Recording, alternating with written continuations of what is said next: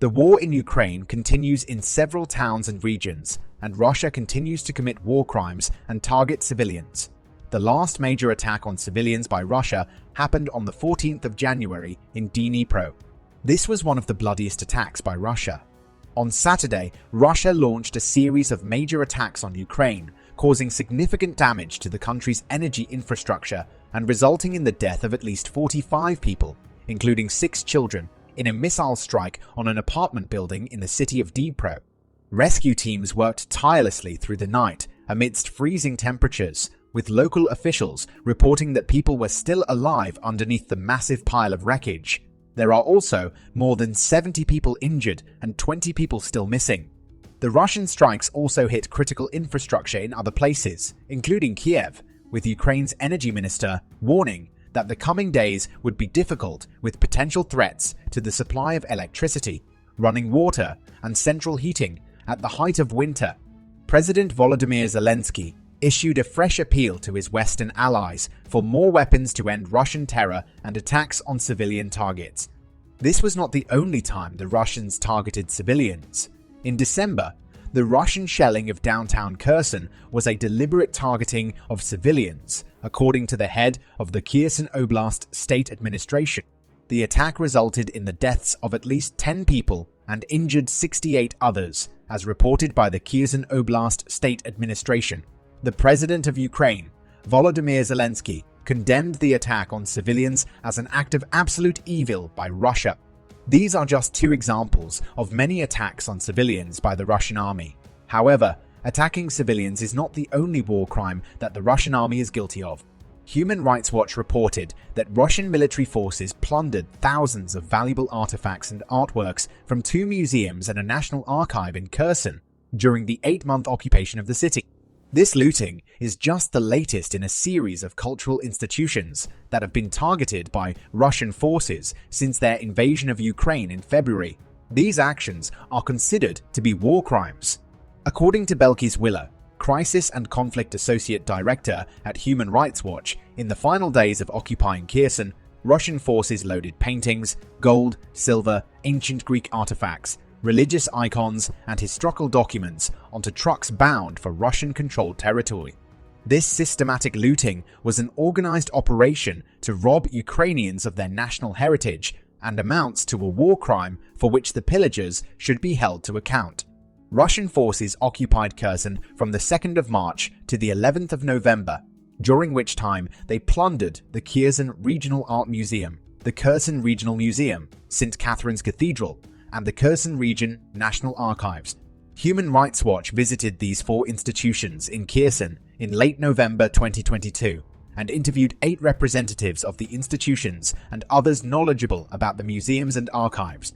The Kherson Regional Art Museum reported that 10 apparent Russian art specialists, with the support of at least 30 other people, stole around 10,000 items from the museum's collection of 13,500 artworks, mostly paintings by renowned Ukrainian, Russian, and other 19th and 20th century European artists. They loaded the items onto 2 trucks and took them away.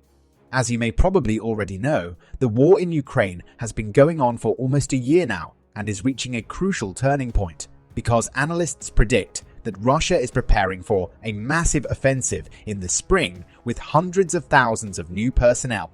The Ukrainian army is in need of modern and advanced military equipment to stay ahead of the Russians. One of the most important weapons in wars are tanks. Tanks are the main force in battles on the ground. The Ukrainian army primarily uses Soviet-era T-72 tanks and their variants, but these tanks have been found to be vulnerable to anti-tank ammunition. The Ukrainian army is considering a major overhaul of its tank units by replacing them with Leopard 2 tanks. While there are more than enough Leopard 2 tanks available, the main issue is that Berlin holds the final say on whether any nation can sell or donate these tanks. This is because Germany holds the export license for all Leopard 2 tanks. Recently, there have been signs that this stance may be changing. The United States and France have both announced plans to send heavy military vehicles to Ukraine, with Germany following suit by announcing that it will send up to 40 Marder infantry fighting vehicles. Additionally, Poland is reportedly re-evaluating Ukraine's request for some of Poland's Leopard 2 tanks. possibly in response to the changing sentiments in Berlin. If Berlin ultimately approves all proposed tank shipments, hundreds of Leopard 2 tanks could start arriving in Ukraine as early as this spring. This would be a major development in the ongoing conflict and would come just in time for the upcoming spring and summer months, potentially ahead of a new Russian offensive. In recent weeks, countries like Britain, France, and Poland have been pressuring Germany to provide Ukraine with modern Western tanks, such as the Leopard 2. These tanks are widely used in Europe, and there are several hundred surplus tanks available. The Ukrainian army is in urgent need of better tanks to replace those lost on the battlefield and to create new tank battalions. The Leopard 2 is a 60-ton tank with a 120mm cannon and advanced armor and protection systems. It is generally regarded as being one of the best main battle tanks available in the whole world.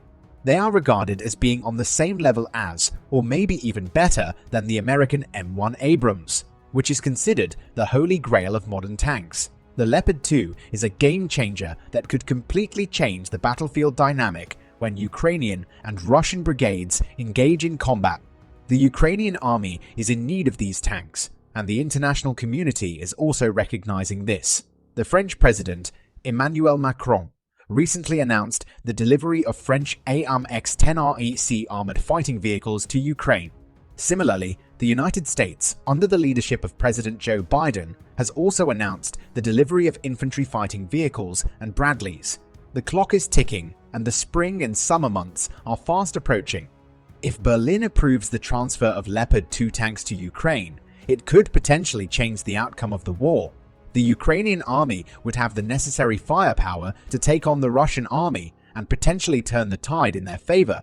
It remains to be seen if Germany will take the necessary step to provide Ukraine with the equipment they need to defend themselves. However, Berlin has the final say on whether any nation can sell or donate these tanks to Ukraine.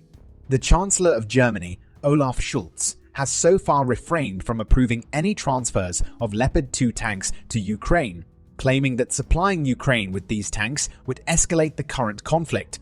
This has caused a lot of pressure on Scholz to reconsider his position, with the Foreign Minister of Ukraine tweeting that there is no justification for not supplying these weapons to Ukraine. In conclusion, the war in Ukraine is ongoing, and the Ukrainian army is in urgent need of better tanks to replace those lost on the battlefield. The pressure on Germany to provide Ukraine with modern Western tanks, such as the Leopard 2, is increasing, and it remains to be seen if Germany will give the green light for the sale or donation of these tanks to Ukraine. What do you think is the real reason that Germany doesn't want to send Leopard tanks to Ukraine? Is it really because they don't want to escalate the conflict, or is there another reason they don't want to tell? As always, we'll keep you updated on the latest developments. Like and subscribe to support our channel. Thanks for watching.